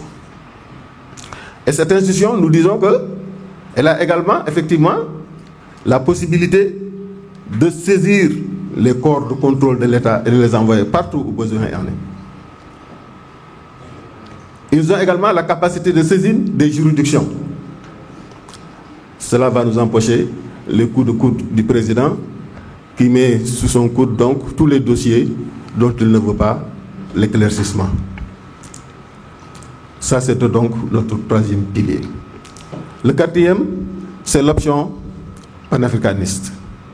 L'Afrique panafricaine, la Confédération panafricaine autogestionnaire. C'est donc cette Afrique des peuples que nous appelons. Donc voilà en gros donc les 4 piliers fondamentaux. Et tout ça, nous disons que nous allons le mettre dans une constitution, dans notre nouvelle constitution. Et cette constitution-là sera écrite par des spécialistes, des constitutionnalistes, mais sur la base de nos TDR que nous allons définir nous en tant qu'hommes de gauche. Une fois ce travail terminé, ce travail sera soumis à la constituante qui va l'adopter. Et après l'adoption par la constituante, nous allons vers le référendum le référendum final pour l'adoption finale donc de la Constitution. Et c'est cela que nous pensons qui sont les fondamentaux aujourd'hui pour que nous puissions nous départir de ce que fait la droite. Parce que sinon, ce seront des tirades des uns et des autres. Et à chaque fois que tu mettras un point de tirade, l'autre mettra un autre point. Et ça va être la cacophonie. Et le peuple ne comprendra rien. Nous refusons aujourd'hui, si nous en sommes là, fondamentalement, c'est parce que le peuple est exclu des centres de décision. Donc il faut réorganiser l'État. Il faut repartir. Il faut confier des responsabilités de peuple. Et c'est pourquoi nous disons l'autogestion. L'autogestion n'est rien d'autre que la gestion participative, inclusive et effective du peuple souverain. Sinon, on va rester dans le même schéma. Un président qui fait des siennes, du bourg, du bourg, comme disent les Wolofs. Et c'est ça qu'on a connu depuis le départ de Mamadou Dia et l'avènement de Léopold Sédar Senghor. Il y a des régions dans ce pays qui sont mises à l'écart. Des zones dans ce pays qui sont mises à l'écart, simplement parce que c'était des zones favorables à Mamadou Dia. Et aujourd'hui, 60 ans après, ces zones-là ne semblent même pas être des villes, c'est encore de gros villages, c'est Diourbel, c'est Khombol. Parce que simplement c'était des fiefs de Mamadou Dia. Parce que simplement un homme a décidé que ça doit être comme ça. Et c'est malheureusement Léopold Sédar Senghor, dont je ne remets pas en cause le panafricanisme. Mais dans ce combat-là contre Mamadou Dia, il a fait des excès. Il a fait des excès, c'est tout. Mais nous ne rejetons pas Senghor. Parce que nous disons nos anciens d'ailleurs s'appellent les anciens autogestionnaires Léopold Sédar Senghor. Donc nous ne récusons pas tout de Senghor. Mais dans ce conflit-là, nous pensons simplement qu'il y a eu des excès. Bref, donc nous allons, voilà donc notre projet tel que nous l'avons conçu dans notre parti et tel que qui nous motive à aller donc dans cette direction. Pour terminer, nous allons vers ces élections-là. Tout le monde sait depuis combien d'années qu'aujourd'hui au Sénégal, personne n'a gagné les élections sans regroupement. Mais nous avons un regroupement naturel. En 2000, nous avions un regroupement pas naturel du tout. Et nous le faisions en toute conscience de connaissance de cause, en sachant également que nous courions de gros risques.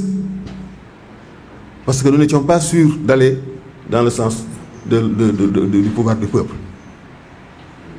Et nous avons fait l'expérience et ça a servi. Nous avons failli échapper. Nous allions échapper avec Benno Siggil Sénégal. Mais malheureusement, comme disait Babacar Diop, le conflit des égos a fait que, malheureusement, on a laissé la place à Macky Sall. Et aujourd'hui, nous avons cette chance énorme de nous retrouver et d'aller ensemble aux élections. Maintenant, il faudra qu'on se retrouve pour voir quelles sont les modalités, comment faire objectivement pour ne pas rater ça. Parce que ces parrainages-là sont un piège. Comme disait l'autre Gadio à Diourbel, c'est un filtre, mais qu'on peut transformer en opportunité. Et il nous faut nous retrouver pour parler de ça, pour en discuter, pour trouver une solution à ça. Parce que si nous allons à l'aventure pour aller nous tous déposer nos parrainages, une fois déposés, ces parrainages ne peuvent plus servir à un autre candidat. Parce qu'il y a un numéro, il y a un code dessus qui empêchera tout transfert possible. Alors donc, on risque d'être limité à ce niveau-là. Donc il faudra éviter également ces pièges-là, entre autres. Voilà donc, mesdames, messieurs, voilà ce que je voulais partager au nom de notre organisation. Je ne vais pas aller à l'aventure en disant plus. Je vous remercie de votre attention. Je voudrais d'abord commencer bien naturellement par remercier Aziz Fall et toute l'équipe qui a été derrière et qui a travaillé pendant des années justement sur ce projet et qui ont eu la générosité de penser quelque chose de très bien fait, de très bien articulé pour justement le livrer au désir de changement et à la volonté de transformer notre pays. Donc je voudrais saluer le travail qu'ils ont effectué et leur inspiration. Bien entendu, mes hommages tout à fait respectueux aux doyens qui m'ont précédé, bien sûr à Mamadou Diop Decroix, que j'ai suivi depuis des décennies et que je félicitais tout de suite en lui disant toute l'émotion que je ressentais en faisant, il y a 48 heures, Santhiaba Manjak, où il a été jeune étudiant amené à la suite de grève et où beaucoup d'étudiants ont perdu la vie sous le régime de Senghor. Aujourd'hui, c'est un endroit miné, c'est une Casamance désolée, c'est tout un ensemble de choses. Et donc, vraiment, si vous y allez, vous auriez énormément de respect, de considération pour ce qu'il a donné à son pays. Ça veut dire sa vie. Ça veut dire un sacrifice sans limite. Et donc, comme j'ai l'habitude de le dire, c'est les meilleurs d'entre nous qui meurent pour nous. Et je rappelle d'ailleurs, par la même occasion, qu'à l'époque, les opérations se faisaient dans des conditions matérielles extrêmement difficiles et que 10 ans plus tard, les primes journalières d'indemnité ne dépassaient pas 500 francs CFA pour des jeunes qui avaient 17 ans, 20 ans et qui mettaient leur vie en danger. Donc, encore une fois, cher René, merci beaucoup. Mais quant à Cheikh Tidiane Gadio, c'est autre chose. J'ai beaucoup d'affection pour lui parce que je l'ai vu, j'ai grandi sous son ombre. J'avais 11 ans quand il m'envoyait, mais il est resté fondamentalement un homme de refus, un homme de résistance. Et je voudrais le saluer. Mais il me pose toujours un problème. À chaque fois qu'il s'exprime avant moi, j'ai du mal après à m'exprimer. Donc, il m'a fait le même coup au Maroc il y a quelques mois, où je devais être honoré par l'université de Fès, mais quand il a fini de parler, je n'avais plus rien à dire. Donc, je vais parler 2 fois moins que tout le monde, en disant tout simplement, en le remerciant d'exister, parce que c'est la seule chose dont on peut remercier quelqu'un qui est toujours quelque chose pour vous. Et donc, il représente une idée pour moi. Et je suis encore ravi, Cheikh Tidiane, de te retrouver encore parmi nous. Alors, pourquoi sommes-nous ensemble? Et pourquoi serions-nous ensemble? C'est naturel, nous devons être ensemble parce que nous partageons la même vision de l'avenir, nous partageons les mêmes valeurs et nous partageons à peu près les mêmes projets. Notre pays, aujourd'hui, le Sénégal, est divisé plus que jamais. Depuis l'histoire de notre nation, la scène politique est divisée, la société est divisée, les familles sont divisées par le fait politique. Donc c'est extrêmement grave ce qui arrive à notre pays. Et bien sûr, tout ça s'est arrivé sur fond de 2 choses, sur fond d'un laxisme dans le gouvernement des choses et des hommes, et aussi sur fond d'une dérive de la démocratie qui a basculé dans le populisme. Donc aujourd'hui, nous avons un impératif, à mon avis, très simple, qui est que nous devons reconstruire une nation dans la confiance et par la confiance. Qu'est-ce que cela veut dire? Mais cela veut dire d'abord, nous devons passer d'une démocratie de la méfiance, des complots, à une démocratie de confiance. C'est essentiel. Des règles du jeu claires, nous ne les avons pas.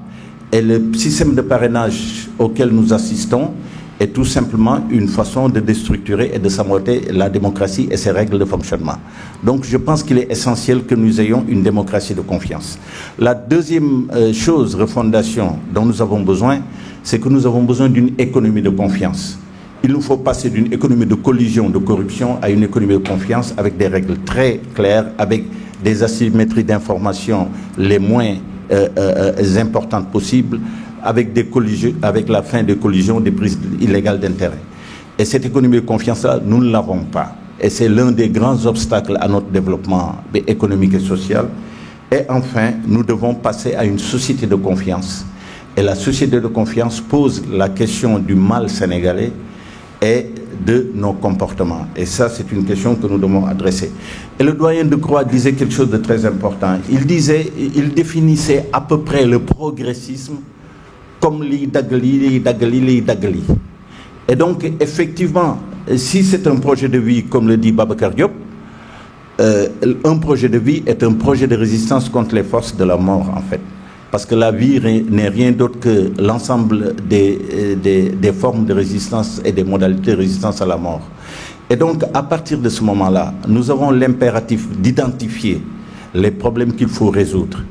Notre combat n'est pas un débat général sur les valeurs. C'est une identification du mal profond qui traverse le pays et notre volonté d'y apporter des solutions claires. Que dit-on en face de l'ignorance, de l'obscurantisme? Que dit-on en face du populisme? Que dit-on en face de la corruption?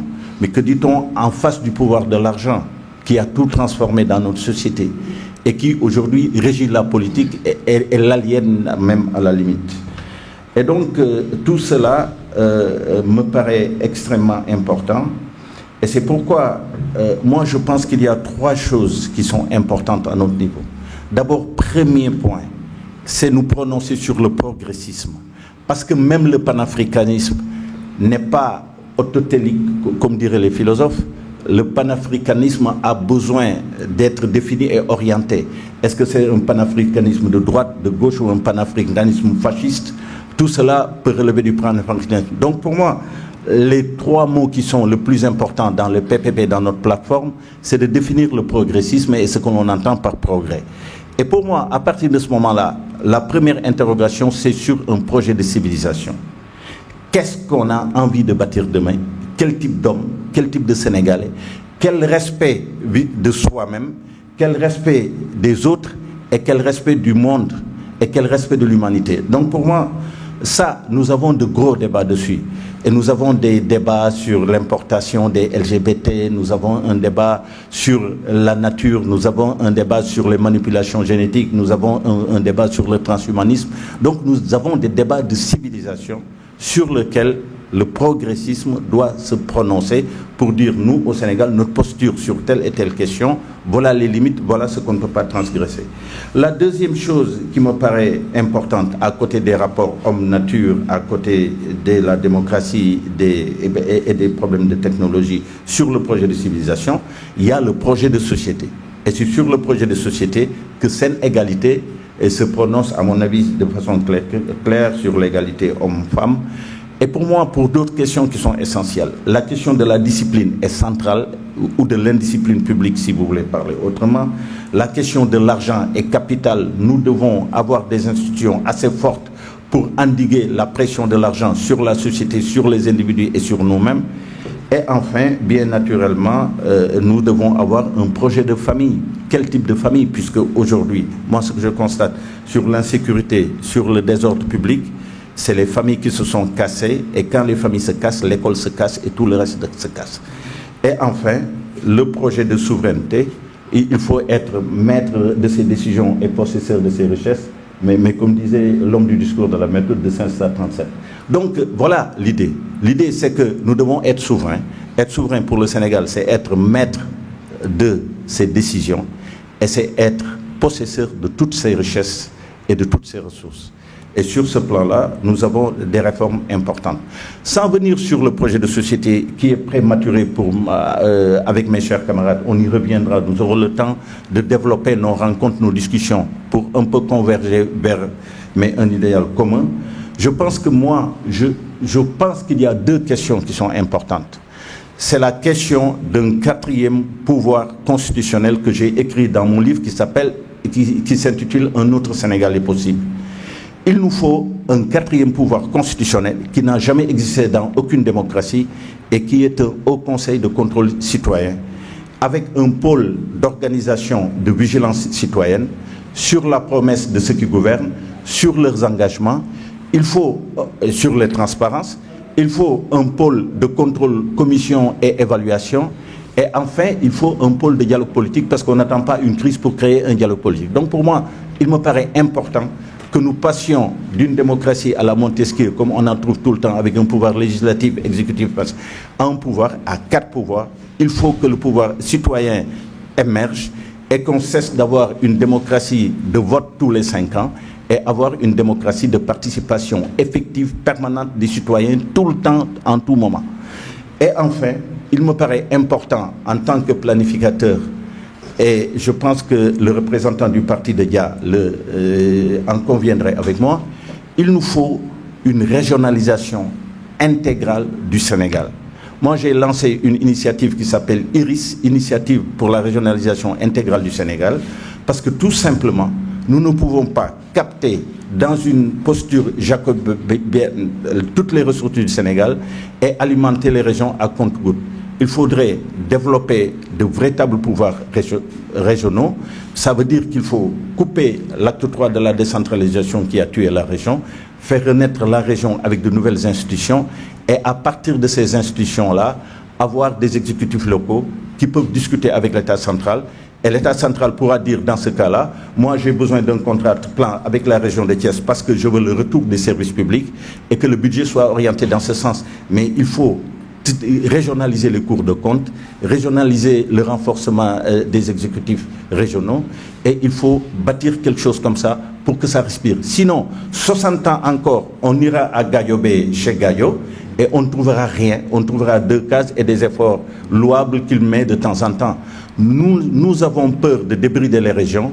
Mamadou Dia l'a essayé, ça a duré 1 an, Senghor l'a éliminé. Moi, je l'ai essayé quand j'étais ministre du Plan. J'ai mis en face Abdourahim Agne, Dabi Diagne, Abdoulaye Chimère, en face des fonctionnaires du ministère des Finances qui ont résisté, qui ont refusé. Aujourd'hui, il faut aller vers ça.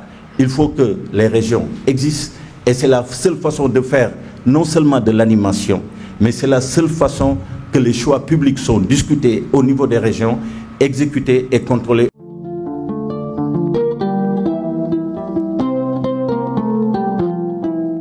Nous avons travaillé très fort avec plein de forces de gauche dans ce pays. C'est pour notre pays, c'est pour les forces qui se prétendent progressistes. Nous sommes convaincus que si les Sénégalais et les Sénégalaises découvraient le projet Seine égale, Seine égalité, qu'ils en prenaient conscience. Nous sommes conscients que la myriade de candidats politiques qui se disent de gauche, s'ils découvraient ce projet, pourraient partir sur une seule bannière, rechercher leur parrainage, s'entendre sur la façon par laquelle chacun, peut-être 20% du programme de l'un, 40% du programme de l'autre, 60 à 70% pour un autre candidat, mais tous articulés sur le projet de société. À ce moment, les électeurs pourraient exiger de cette myriade de candidats qu'on suive ces éléments essentiels, incontournables, un consensus sur lequel on ne peut qu'être d'accord. Bien sûr, nous sommes dans une situation de grand danger. L'Afrique de l'Ouest connaît une tectonique de plaques. Le néocolonialisme est en train de s'effondrer. La France perd du terrain, d'autres acteurs voraces arrivent. Nous devons nous ressaisir. Pas tomber dans le culturalisme, l'obscurantisme religieux, mais être armés de science jusqu'aux dents, comme disait Cheikh Anta Diop. Nous savons que ce développement est à notre portée. Notre génération ne doit pas échouer à réussir la transmission.